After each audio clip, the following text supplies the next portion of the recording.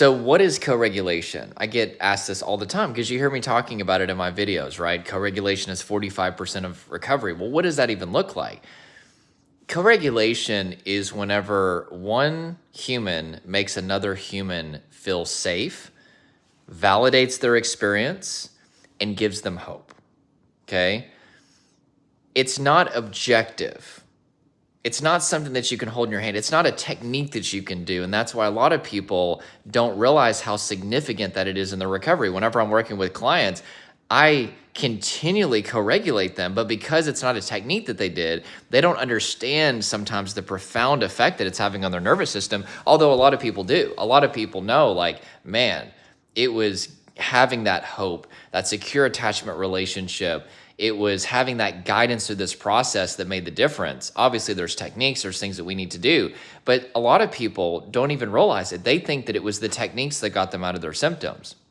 But again, co-regulation is subjective, not objective, meaning it's hard to really understand its impact because it's something that you're receiving subconsciously. So for example, when I'm doing this video, what is my vocal tonality communicating to you?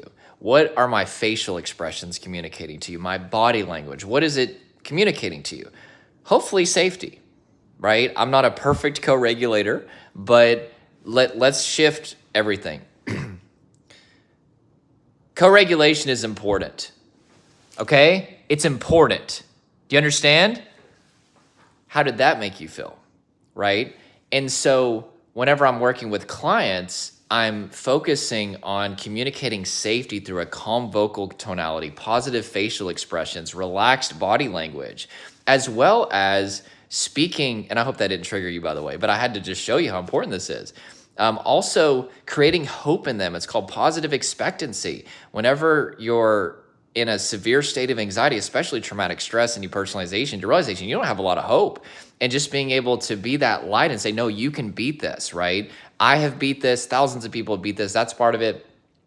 Validating their experience. So that's really where I have an advantage in co-regulation because I've been through these symptoms, right? And so there's something about hearing from somebody who's actually went through it that really, really, really co-regulates them. But also, there's certain things that I don't say. Co-regulation is not just about what I say or what anybody says.